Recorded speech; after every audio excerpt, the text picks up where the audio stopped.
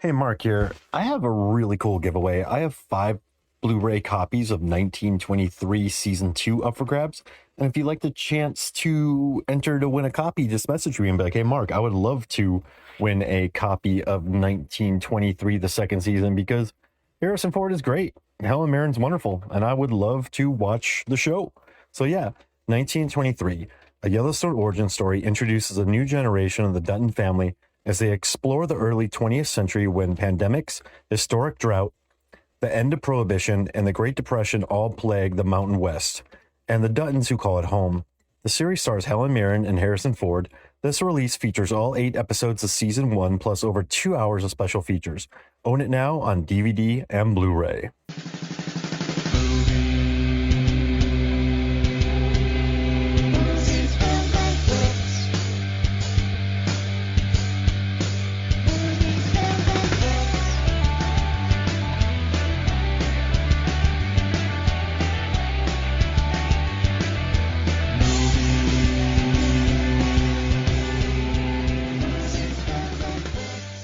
Hello and welcome to Movies, Films, and Flicks. I am Mark Hoffmeyer, and joining me is someone who always cuts fish in a menacing way whenever people come to visit. It's Zanandi Boetes. Oh, creepy is she in that scene? Like, she really looks unhinged. Like, I really like that about the movie because I think that's how it really plays into the Scream knockoff. It's kind of like everybody looks a bit dodge. Like it could be anyone. It's that little whodunit kind of seeds that they plant. And I mean, Anne just looks real menacing. You know what I love is that throughout the movie, Barry Cox, played by Ryan Phillippe, wears white tank tops.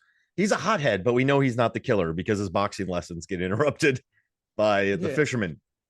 However, our guy Ray, played by Freddie Prinze Jr., wears black tank tops to kind of maybe give him, shades of maybe villainy right there. We don't know, which is really funny. It's funny, and I think that also makes it the most Screamish knockoff because it's like the boyfriend looks suspicious. Like I love that. I love that. I love that Kevin did that with it. We're doing this, Zanandi. We're doing our Scream ripoff series. Woo woo! Finally, what a great idea. We've talked about all the Scream movies. Now we're going to do the Scream ripoff films from the 90s and 2000s, and even late or now, I guess we're going to talk about Sick and a couple other movies. But this one came out in 97, directed by Jim Gillespie. Kevin Williamson wrote it. It's based on a book by Louise Duncan. It came out a year after Scream, so they had to rush to get this sucker out. They had to go fast to get and then the sequel's a year later as well. This one comes out and does really well in theaters, makes a bunch of money. Great cast, good looking cast, fun title. I Know What You Did Last Summer, easy to sell, shot well in North Carolina. All in all, we'll get to this later, but it's a solid ripoff, I think. Or for what the reason it exists is because of the success of Scream. But I think it does enough to justify its existence. Would you say? No, I definitely say that, especially because it's an adaptation, even though the original writer did not like it. But I mean, in her defense, I get it because her daughter was murdered. And so she was just like, she doesn't really find like slashing sequences something to squeal and giggle about, was I think her direct quote. But and I mean, like also a great cast. We've got Sarah Michelle Gellar and Freddie Prinze, who was like hot commodity back then. Like Ryan Phillippe also, for that matter. I mean, like they wanted big people for this also. Like Reese Witherspoon was like originally the studio wanted Reese for the title of Julie. Like so it was interesting, like the casting of this. But I mean, we can get into that later. And I think it was #1 for 3 weeks at the box office for a little slasher horror movie in the 90s. That's legit. I mean, it's the first one there, which is great. Like Scream comes out. This movie just comes out the next year. It was like the first to get there. So audiences weren't quite like, oh, great, here's another one. Or like, here's oh, great. 10 years later, they're still ripping off Scream. Like just still doing that. So it was fresh. But also, I mean, Sarah Michelle Gellar just kicked off her Buffy run. Jennifer Love Hewitt was on Party of Five. She was she had been in maybe what, like House Arrest and a couple movies like that, but this is before she hit big. Like Ryan Phillippe was ready to blow up. Freddie Prinze was going to blow up a couple years later. So they got all these cool actors who weren't there yet, but they were about to explode. And also you had Johnny Galecki looking super tough. I can't take him seriously when he does that walk by the ice block with his little arms out, and like, you're just mean guy walk. What are you doing? Oh, it's cringy, but I like it. There's cringy moments in it, which also just elevates it and makes it a little bit different from just a straight up slasher. And it's got that Kevin Williamson stamp on it. But like I think also the fact that it was the writer of Scream, because I know that Sony, who they produced the movie, they actually used from the creators of Scream, but then Miramax sued them and they had to take it off because they were like, no, you weren't Scream doesn't, you don't own Scream, so you can't say it. That's actually I find hilarious. I wonder if studios will do it today. But yeah, no, I think at that point also, especially horror fans who are really hungry for new original content and stuff, and that's why Scream also did well. Obviously, apart from the fact that it's meta. So yeah, I think it was clever to just start churning out these guys, while it was hot. And I mean, not bad movies. I actually watched the sequel also, just because it's been a minute in prep for this episode, and I enjoy the sequel. It's actually in a lot of ways more fun because it really becomes a bit more unhinged, and there's more splatter, and there's just more funny moments. Even the dialogue I find just a little bit better, just more a little more clever, like you say, this one, the first one is very 90s dialogue. Some of the lines I'm like, oh my goodness, nobody, if you write like that now, they'll fire your ass. Hey, let's beam down a little bit. You're like, oh no. I do love, this is the best line in this movie, and it's why Sarah Michelle Gellar. So I've never been a big crush guy. I've never just I've never had a huge crush on any actor or actress, but I think the closest I've ever come to having a big crush was Sarah Michelle Gellar, maybe because of Buffy and the way that she was written and stuff like that. But the way that she says, look, you little shit stick ass, look, you little shit stick Mayberry ass reject. She can really deliver dialogue. And I loved her in this movie. And also her costume, what's nice? You can tell this movie isn't a Scream knockoff because the costume design is good. The cinematography is good. Dennis Crossan, the cinematography is, I mean, a lot of overhead shots, which we love. It's on location. I think everyone, Sarah Michelle Gellar, the 8-minute chase scene at the end with her green dress, she looks awesome. The costume design is really good. And I was reading this article that the costume design was from Catherine Adair. She's an Emmy winner. She'd just been at it for a long time. So it looks good, but it's very silly. And it is. It plays on the whole urban legend thing, which is nice. The whole American folklore, urban legend stuff. And I mean, you have to be silly with themes like that. You can't take that seriously. Urban legends are fun for a reason. It's not super serious. So I think they kind of nailed it there. There's a lot of also cringy moments, but cringy for a reason. They were going for cringe. It's obvious. So it wasn't ooh, this is embarrassing, or maybe they should have re-edited that, or I think it was just well made and nothing fancy, nothing too over the top. Scream wanted to hit us with some stuff. This movie doesn't want to hit us with stuff. It just want us to have a good time. It's 4th of July. Everybody have a good time kind of thing. Just get in, get out, have some fun. Watch some good looking actors run around. Exactly. Oh my goodness. I was telling Corey while I was watching it this afternoon. I remember everyone, because you're talking about crushes, everyone was always going gaga about Freddie Prinze Jr. But I don't know. He like I'm more a Ryan type because he just looks like a giant doofus, especially in this movie. He just pulls those faces, and I'm like, you doofus. Ah. Yeah, he's not that But guy. From what I've read, he's not. So when maybe when they just yelled action, he puffed up and just acted really big and like the villain. But you could tell he's not that dude. Like no, he's not that absolutely, he's guy at not. all. No, he just looks like it. They actually, the poor guy had like 4 or 5 testings. Like the studio also really didn't want him. Like Jim Gillespie had to fight for him, and eventually told him he needs to go beef up in the gym, pick up some pounds because they were like, no, he's too small and skinny. He's not working for what they, like the vision and all. So yeah, he had to beef up for this role, like go get bigger. But like, yeah, I don't know, the body with the guy's face, it just kind of it throws me every time. I just laugh at him because I think he looks like a doofus.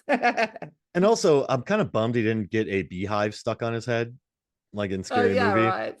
Yeah. A great scene, but also, this movie. I have some questions for you. Do you want to start jumping through some questions real We quick? can go through. Oh yeah, Mark made a great list of questions. So yeah, Okay, I'm very excited to talk about them. and we'll do this with all the movies we tackle. Like, where does the killer Yes. rank amongst like the Scream killers? Does Okay, and before we get Yes. like Benjamin Willis is an interesting one because in all the Scream movies, we're introduced to the characters. We're introduced to Stu. We're introduced to Billy. We're introduced to Mickey. We're introduced to Yeah, Jill. We're introduced to Roman. Sorry if I'm spoiling this, but we know who they are. But in this one, exactly. at the end of it, it's just some guy going, "Ha, I'm an old fisherman. I killed this guy who killed my daughter a year ago. Now I'm killing you." And you're like, who is this guy? Like, who? And it's so funny because like Julie, she's like when she realizes it's him, she's like, you, as if every time I watch it, I'm like, did he pop up somewhere in the movie and I just missed him? Because she says it like she kind of recognizes him, not like, it's that is very interesting. And I think that's kind of what we miss, like because we like the Scream setup with, yeah, no, it's someone on this screen and you need to figure out, not some guy off screen and it's just a story you don't know. So that is it. So it is an interesting one. Just Like obviously in the second one it's a bit different, but absolutely. And the dude just pops up. He's like, he ah, just pops up. he It just is me. It was I. he levels Freddie Prinze, and then he gets her on the boat. And he has a lot of ice in his boat that does not melt, by the way. But Yeah, amazing. How does he do that? That was a question I was actually wanting to ask you. great Like, ice, great I don't ice. know boats that well. How the hell does that work? Great, the best ice ever. No, like they're so cold that no liquid even comes from the cubes at all. And they're all very uniform as well. Whatever his ice maker is, we need Yeah, one. I mean, is she like wet at all when she No. climbs out of that ice box? No, she's dry as hell. Like Dry what? ice. Yeah. Dry. That alerts. That Oh, yeah, alert. yeah, that'll stick to you. No thanks. And I'm kind of bummed that the guy actually didn't die because I would have just loved to be like, oh, the boat killed him. Because I love how, sure, Freddie hooks him, but then it's the boat that cuts his hand and literally swings and chucks him into the ocean. Like, yeah, murder boats. I'm tired of this guy. He's stuffing bodies in I me. don't Yeah. like him. Yeah, he's got all this weird ice in me. I don't care for it. This ghost ship. Yeah, just get him out of here. Bad mojo on this boat. But yeah, it's Murder so ship. the guy doesn't murder. The guy doesn't matter really in it. He doesn't because it's the No, reveal is nothing. nothing. Like, it's just, It's not. hey girl, get on the boat. And he's like, I'm the killer. And you're like, what? Whatever. Also, why in the hell will she get on a stranger's boat? I know she thinks it's her boyfriend now, but I just feel no, I would run. I would run away and get away from there. Also, oh yes, no, my beefy young boyfriend won't hurt this old man. Like I don't know what the hell the reasoning is there. Like I Yeah, feel that's probably the reason why the boyfriend actually saves her in the end. She actually does nothing. She would have been like, fish keep food. running Like, around the boat for an hour. A oh very yeah. spacious boat, by the way. Must say, very convenient for some fun evening running around a boat. How deep is this boat? Get those steps in. Yeah, there's just like it does like sub levels to it. So that's Yeah. but yeah, I mean, so I think if you rank the killer, it's got to be last because we don't know who this killer is. We don't. Exactly. So yeah, I don't think this. If we're ranking all the killers, I think Benjamin goes last. I think it's going to be easier to rank when we do the second Yeah, episode. you're right. You're right. Yeah, I think to rank him now, we will rank him since he's in the second one. But Spoiler for anyone who hasn't watched this 1997 movie. I don't know why you would be listening to this podcast, but he survives and is in the second one. Oh my god. It's okay. And then now let's talk about the plan. So in the first Scream, okay, so when we just watched Scream, Billy and Stu were mad at Sydney's mom, so they set up this plan to kill people, and they killed Barrymore because she jilted Stu and blah blah blah. They're mad at the principal. They just want to create issues, and it's not that much of a plan. They thought it out somewhat, but once they start stabbing each other, you're like, oh, these guys are idiots. But then we get to Scream 6, and you get this father. I saw Christopher Walken there. Father who is pissed that his son was killed. So then him and see the rest of the episode with you doing Christopher Walken accent. So these guys in Scream 6, they're like, hey, we got to get back on Ortega. We got to get her. Melissa Barrera. And so yeah, so they're good job. Oh my goodness. Oh man, I did a really good Kingpin the other day, Vincent D'Onofrio. And Megan just stopped and turned around and went, that was really good. Okay, now we have to hear it. No, I can't. Do it. I can't. Come on. It was really good. But if it's bad, we'll edit it out. If it's bad, we'll edit it out. I can't do it. I can't do it. Maybe later. But it was really good. Megan was like, where'd that come from? And I'm like, I don't know where it came from. Killing us. Really good. So they're like, hey, kids, you're going to college. And we're moving to New York. And we're starting a museum. Yeah. And we're going to get glass cases for all of these. And we're going to pay two kids. How much money does he have to rent? We need to figure that out. Yeah, we got to figure that out. So they're like, hey, two kids, you do this, but I'm going to take you out. And then you guys got to ingratiate yourselves, but then we got to fake a death. And then, but I got to get in there somehow. And then I got to talk with Hayden Panettiere. Oh, but she showed up. And then you got to do this. And then you're like, bro, that's a lot. You know, that's a lot. The commitment level is high. And they're coordinated. Like his daughter they had to pay for rent in New York and go to college. Yeah. I'm presuming they're in college because they actually go to class. Exactly. Maybe they're faking studies. Yeah. They're in school. So they got into school. They faked their names. They got new names. That's a lot of work. All right. So it's just a lot of work. Where does the fisherman's plan here? Because his plan is kind of crazy and very unnecessary. And he had 3 of them dead, and he can clean trunks really well. Listen, I was going to bring that up too. He's like the wolf. Like he can fix the situation. Yeah. Exactly. He cleaned up that trunk full of crabs without a spot, and obviously there was blood, and that thing is clean in 5 minutes. So he is the wolf. I did some math. There's at least 50 crabs in there and a body. And so they're leaving a ton of funk on that carpet. When they come back, that thing's dry and there's no smell to it. It's nothing. So it's like he has a magic wand. This is going to sound crazy, Zanandi, but in 2017, I was trying to figure this out. And I watched the shadow of the tree from when she runs away to when she comes back. And then I did an event in Snowmass, Colorado. And I found a similar tree. And it was an outside event, barbecue event, off season, of course, because you get things cheaper. It's like, I still know what you did last summer. Yeah. And I hated that job. So that's when I started doing all my big data articles that got me noticed by places. But I watched the tree and I was like, okay, there's the shadow. That looks similar. So I timed it, and it took 2 hours for it to get to the same kind of shadow. So how far did she run? Because this dude had to back up his car. He had to take out 50 crabs. He had to take out a body, and he legitimately had to spray and clean and dry this trunk. So there's no sweat on her when she comes back. So I'm assuming she stopped for lunch or something. Or But also, would her friends like go running for an hour with her to the car to see this? yeah, Doesn't make sense. did he I put guess a we'll never know. is there a We need to tarp know the down? distance between the car and the house. Yeah. Is there a tarp down below So all that's the so that was what I was thinking. Maybe like, yeah, that's what happened. He had something underneath so that he could just kind of like pull it out and then just Whoa. quickly rearrange everything at the bottom. Because that's the only thing that makes sense.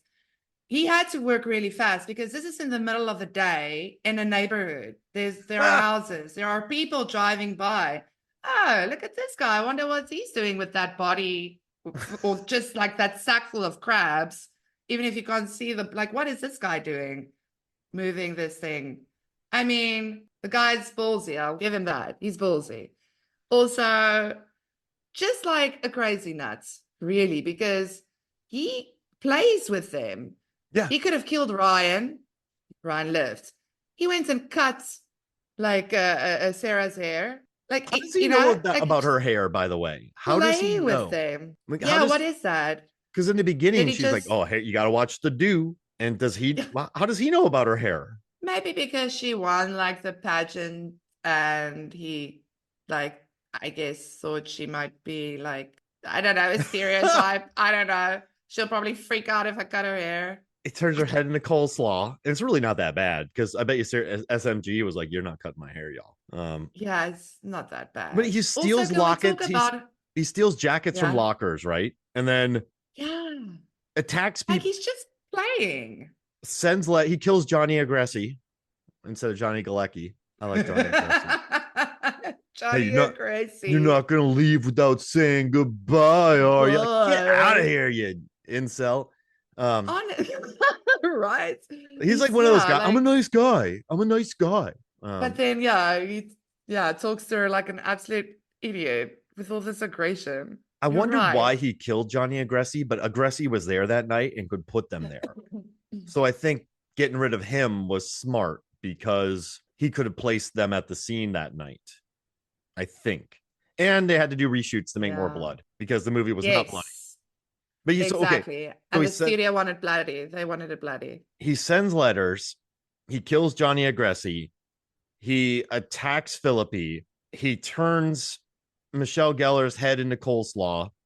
He puts a trunk full of crabs and a dead body, and he gets it out and cleans the trunk. Then he kills somebody and moves his body quickly. Oh, he kills Ryan Philippi and gets his body out of there.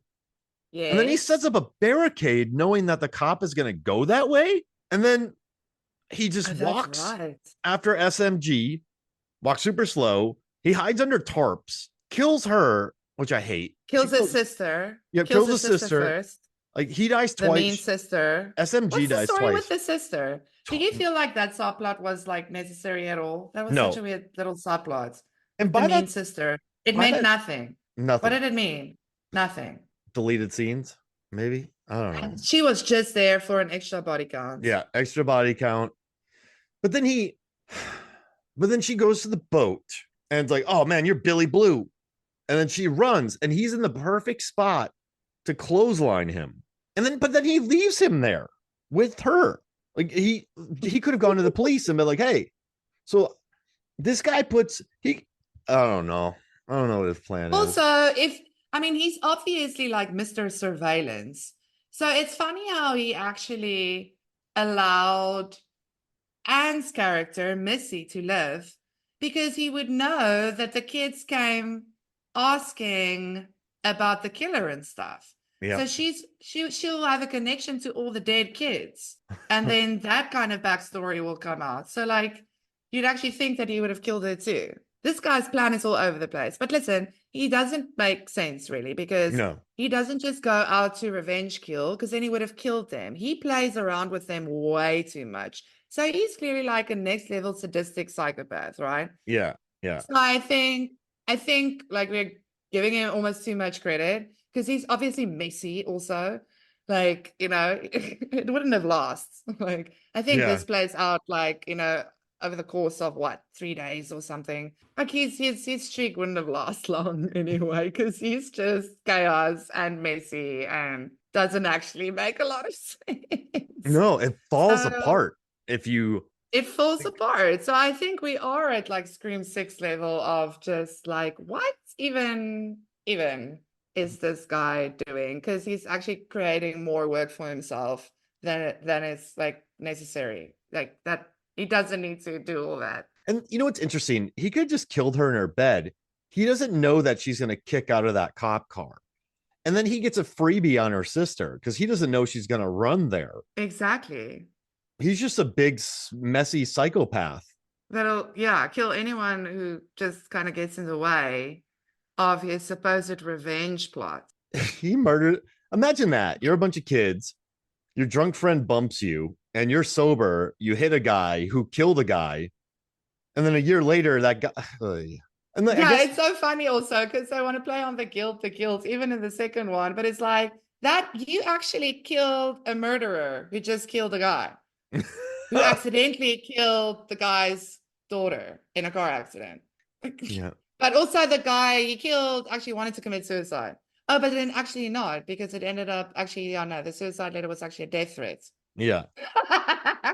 You spent a lot of time on that drunk guy in the beginning too. It feels about 7 minutes of him just looking at stuff. Exactly. And a watch and like, yeah. What's going on? Lovely what's picture that? of the ocean. I wrote they sitting on a spent a lot of cliff. time with the drunk guy. That's my note. That establishing sequence was apparently extremely important. And I know that the whole moral quandary of like, hey, this dude is dead. All right, well, let's call the cop. Freddie wasn't drinking. So everyone could have been like, listen, Freddie was not drinking. We turned the corner and want this fisherman. But they're like, I'm drunk. It's all over me. Like, Freddie just has to do a breathalyzer.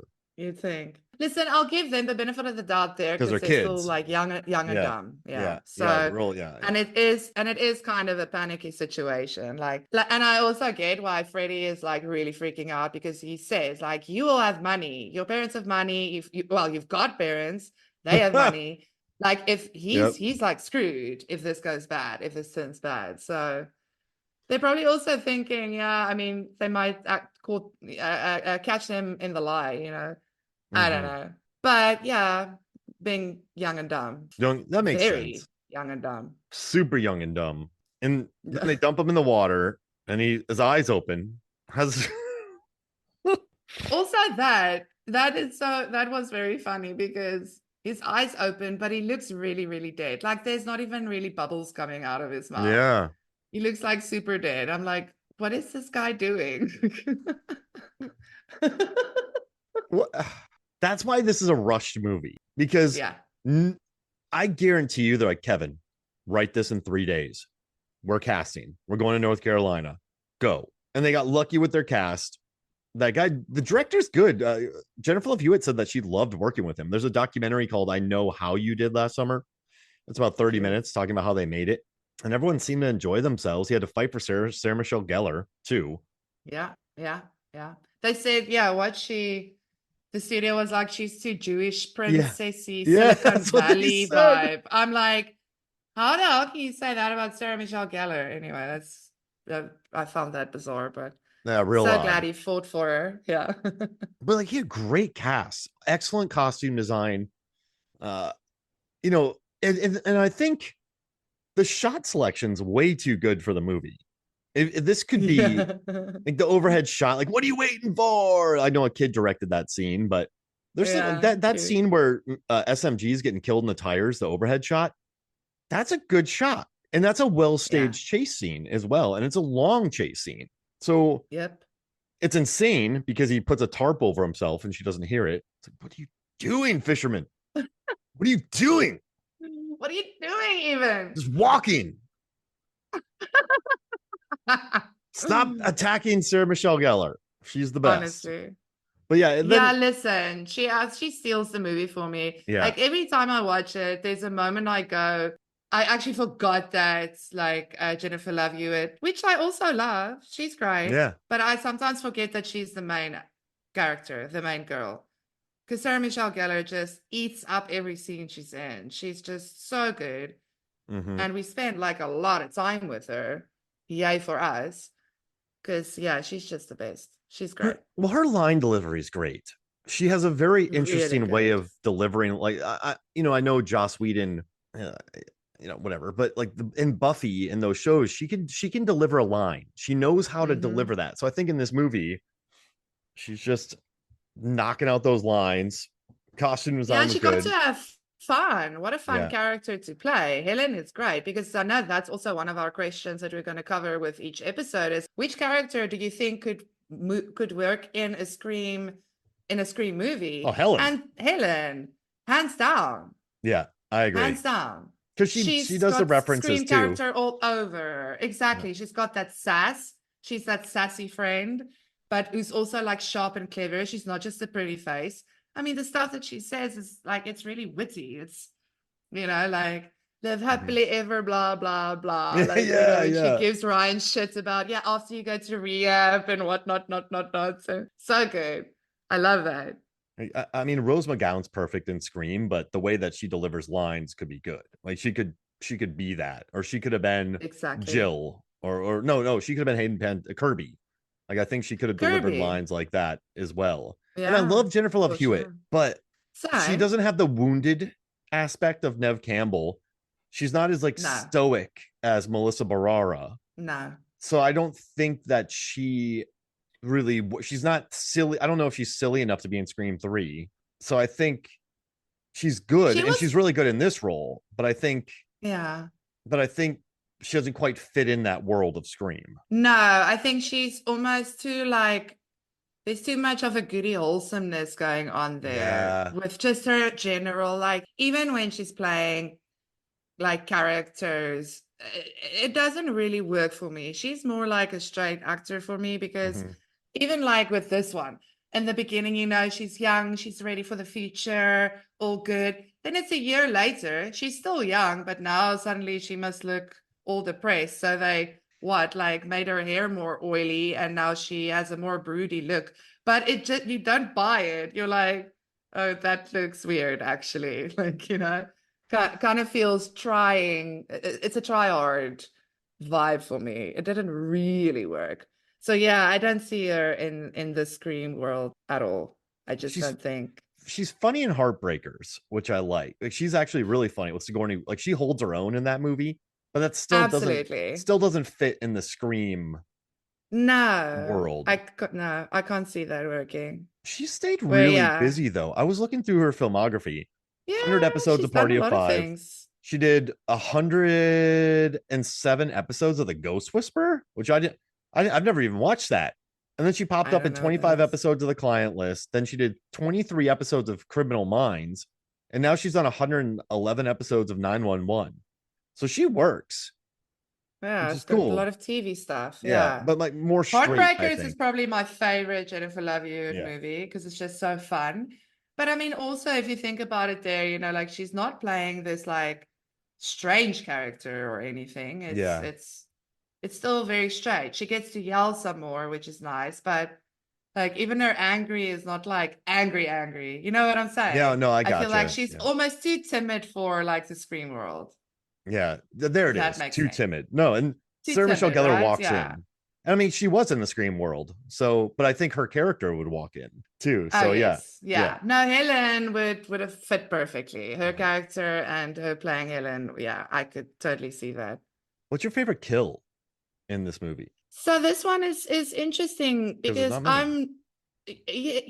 not a lot, and the kills aren't that great for me in general. The sequel has better kills for me, just more fun. And it's very cool that we're recording this on the day that they just released the new remake of I Know What You Did Last Summer. Yeah. That starts off with a great one with that hook thing, what is that? That spear line gun. Is it a spear gun? I'm like, holy moly, that's so. Yeah, it looks excellent. I'm very excited because it looks fun also. They've got some funny lines and stuff in the trailer. But yeah, I'd probably Johnny or Gracie, I guess. Yeah. because it's got the beautiful headshot, and you kind of don't expect him to go first because he does feel like kind of like a dodge, could be the guy behind the murders. So I kind of like it that he gets first. Yeah, he gets it first. And an John overhead Lucas. shot. And that's the thing, a beautiful overhead shot kill. So I'm happy with that one All right. for So my Johnny favorite. Agressi, best. And Which then yours? oh, that same Johnny Agressi. I love the Same, overhead yeah, shot. I okay. like the steam. Mm. Like just the way he walks into the ice block room like a toughie makes me And the setting. It's cool to have like a yeah. kill in like that space. It's not something that we see often. You know what's So interesting? I would I just do. die in that room because I have a shellfish allergy. So I wouldn't Oh even no, I wouldn't even really? need the Oh. fisherman to come at me. He would just have to put me in the room Put you in. Like you and I would just die. smell the scents and you'll Yeah. die. Yeah, the steam would get in my lungs and collapse them. So that Oh, would there we be go. The steam, of course. Yeah. I told you that story in Maine, right? No. Oh, so I was in Maine and we walked into this restaurant and we were in line to get food and I looked at Megan and my mother-in-law. I was like, "Can you two breathe?" And I was getting really short of breath and they're like, "Yeah, we're fine." Then I realized that they were steaming lobster and the steam was floating around, so I had to run out of there. Hectic. Yeah, that So was you got crazy. it Yeah, bad. it's not good. So yeah, he just would have killed me in there. Oh Yeah, dear. I just would have had what anaphylactic shock. Yeah, we're So getting there are dark. literally restaurants that you can't go to. Yeah, well, so the thing is, it's like you walk up to a counter and you order, and it was a tiny kitchen where there was just straight up steaming lobster. And so I think they had Wow. fans, and you open up the door, and I think the air just wanted to go that way. Sure. So Of I mean, maybe if course. there's good ventilation, I'd be fine. But I think it was Yeah. just you had to drive away. It was kind of in the middle of nowhere. And I had to go outside and regroup, and I felt weird all night. Like I couldn't even explain the feeling. I just when they asked me how I felt, I'm like, I feel weird. That was my That's so yeah, interesting. Yeah, yeah, I feel weird. I can't really tell you, but I just feel weird. Well, not just good. always make sure you get a seat the furthest away from the kitchen, I guess. Like if you Take my go to a EpiPen. restaurant Take my that EpiPen. steams lobster. Yeah, and EpiPen, of course. Jeez, Louise. Oh So my yeah, goodness. that's my story about that. But yeah, I mean Johnny Agressi gets the best kill. What's Yes. your favorite scream? I like the double scream when she opens the trunk. She's like like there's two of them. That makes me very happy. I'm gonna go with Sarah Michelle Gellar screaming in the mirror when she sees her hair for the Yeah. first time. Yeah, the coleslaw do. She punches out a mirror. That's a good scream. I like that scream. She's the best, Sarah Michelle Gellar. She is. She's the best. We love She, her.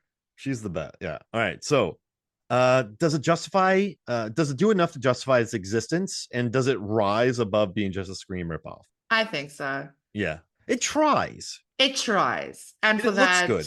I'll say yes. I mean, it justifies its existence for sure, because again, it's actually based on a novel. Yeah. It goes for the urban legend vibes, which then one can argue urban legend, which is also a Scream knockoff, is also a I Still Know What You Did Last Summer knockoff. So Yeah. yeah, right. Because I mean, yeah, we've got the whole urban legend thing in the beginning, the beach talk scene before they go do the nasties and then get like their "you are allowed to be murdered" badges. Yeah. And then yeah, the hook man, of course. So yeah, I think so. And it doesn't want to be super bloody. It's not super meta. There's a couple lines, but they're not over the top. I was so done with meta after a while after these films. So this one doesn't try to be meta. It's pretty po-faced. The actors are good. It's shot well. And I mean, listen, I think everyone knew what they were making, but they also wanted to make something good with the time they had. So it Exactly. absolutely justifies its existence. And I think it does rise above being a Scream ripoff. Yeah, 100%. I mean, I also feel just like the inspirations for the movie alone is enough to like, be legit and put it amongst the, like good horror movies. The director wanted to go for a Halloween versus Jaws with the Yeah. whole like small town thing. Your cracked Exactly. article. This, yeah, it's obviously like, this Candyman, obviously the Hookman reference stuff. So yeah, I think like it definitely justifies its existence, and and it's not just like oh, let's do this for the money. I mean, we say like, yeah, they made this quick and Kevin wrote this quick. Kevin wrote Scream over a weekend. So He did. that Kevin can write that fast. So like, yeah, that this came out a year later. Sure. I mean, he's fast. Like, get on it, studios. And we're not talking about like $100 million budget movie. So And it's shot on location too. Like the North Carolina, I think it adds a lot to the look of the film. It looks nice and it looks shot on, like there's some sets built, but it does look nice and shot on location. So I do. They shot the Dawson's Creek pilot there. Yeah. Yeah. On the docks. Yeah. Yeah. And while they were shooting this. The store is cool.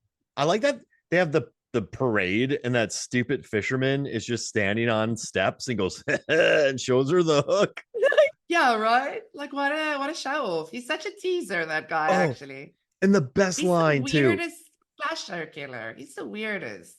There's a great line when she has to be at next year's pageant. She's sitting there waiting, listen to all the contestants, and that lady's just butchering a song. Yes, and she's like, "Oh face. Jesus!" Like, Jesus. She wants to look at Ryan like, what? Yeah, and it's stupid that he's up there on his own, but he was up there the year prior, and it's all he has to do is just be downstairs. I don't know why he's up there, but whatever. And then everyone holds her. And then the cop's an absolute jerk to her in the car. Remember when she screams and everyone's like, grab her? I guess it's the 90s. And then the cop's like, oh, yeah, the one who got your hair. Like, I felt like that was kind of a callback to the very beginning, because the opening scene is with her winning the pageant. After she says, through the arts, I will serve my country. When she talks about she want to be an actress and whatnot. So then she gets this insane acting moment when her boyfriend gets murdered in the same kind of spots that they were a year before. I think they tried to kind of make it a callback to that. That's how I always see it. There's her big acting moment. And because the way they film it too, it's like this insane cinematic almost like thing happening, the way they filmed and edited it. Like, so she belts it out. And I love that. She does. I love that the name is like, I love that it's Barry and Ray. I don't know why I think that's funny, but I don't know. I kind of like that. Barry and Ray. What are you gonna do, Barry? Like, I do think JLH. Why I get W? But she has a great sarcastic, she can say names sarcastically, and I like that. I think when she's like, all right, Barry. I think she does good at that. Just letting you know. But yeah. That's true. Right. She can be snide. She's not snide. Is it better than any of the Scream films? I'm running through the Scream movies. Does it rise above any of them? Like, No. No.